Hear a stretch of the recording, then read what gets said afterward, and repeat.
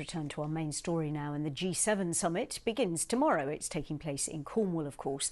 The main issues on the agenda are the COVID-19 pandemic and post-pandemic recovery, tackling climate change and promoting free and fair trade. Now, all these issues affect the way we live now and the planet we live on, but they also have an impact on the next generation. So how relevant is this gathering of relatively old heads of state to people aged under 25, and what do they think should be on the table at the G7 summit?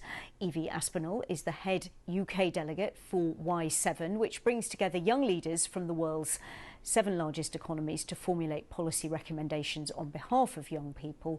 They are then given the chance to present their recommendations to world leaders, and Evie joins us now. Good to have you with us. Thank you. And what are the main issues that you want these leaders to take notice of? So we've got a whole communique of issues of 36 policy recommendations that we produced collectively across the G7 nations. But one of our primary ones is mental health. So what we've seen coming out of the G7 so far, there's a distinct lack of discussion about mental health, which is an issue particularly affecting young people, especially during the pandemic. That's one of our primary issues. Climate change, of course, is a big one, and also youth engagement in things like digital. So in an increasingly digital world, young people are increasingly expected to spend large amounts of their time online, but are poorly equipped to do so. But we don't just want government policies which kind of tell young people what they should and shouldn't do, but which actively engage with young people and give them an opportunity to create policy as well. So how do you get the views of young people to these G7 leaders? So we've been really lucky this year. So the Youth 7 is an official engagement group of the G7. So we've had really great engagement with ministers over our last few months. And we also engage directly with young people. So through the Future Leaders Networks who've been coordinating the Youth 7 this year, we've reached over 10,000 young people across the G7. And it's a really big campaign for us is to get as many young people involved so that we can then relay those issues to the G7 as well. But, I mean, is one of you, or are you, going to actually be in a room with Joe Biden? Unfortunately not. We're not quite that far. But, I mean, I am today joining you from Cornwall, so that is exciting. Yeah. I am actually Stefan. But you do get to meet policymakers and government officials and put your points across? Yeah, absolutely. So Boris Johnson kindly opened our summit, which was last month, which was amazing. That was really great to hear from him. And a lot of government ministers joined our different policy sessions. I got the opportunity to present to the G7 Sherpas. So we've kind of been in some of the rooms, which has been really amazing, but no Joe Biden so far. Well, so far, there's still time.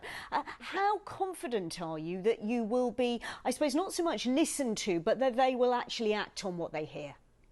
I mean, I think that's the crux. I think when you're in a room with them, it's always easy for them to be like, oh, yeah, that's a great idea. We really agree. But kind of pushing it over the line and making sure that those commitments actually get made into the communique, and then are not just like words on a piece of paper, but are fundamental commitments with the financing and the resources behind it is a really big thing. So we'll be doing lots of campaigning over the coming days to really try and push that over the line. And we just really hope they'll listen to us.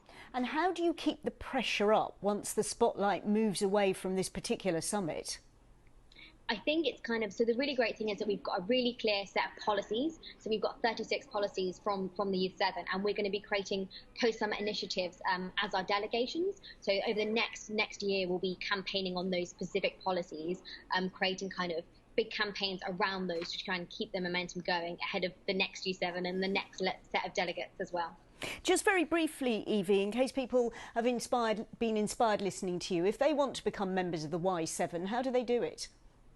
So we're doing lots of amazing things. We've got a Youth 7 event on Saturday in Cornwall. So if anyone is in Cornwall or Falmouth, you can get involved. Alternatively, join us on social media, follow the Future Leaders Network and the Youth 7. We're doing loads of amazing campaigning over the next few months. Get involved with all the social media presence, and there'll be lots of events, again, coming up over the next few months as well. OK, Evie Aspinall, let us know how it all goes. Many thanks.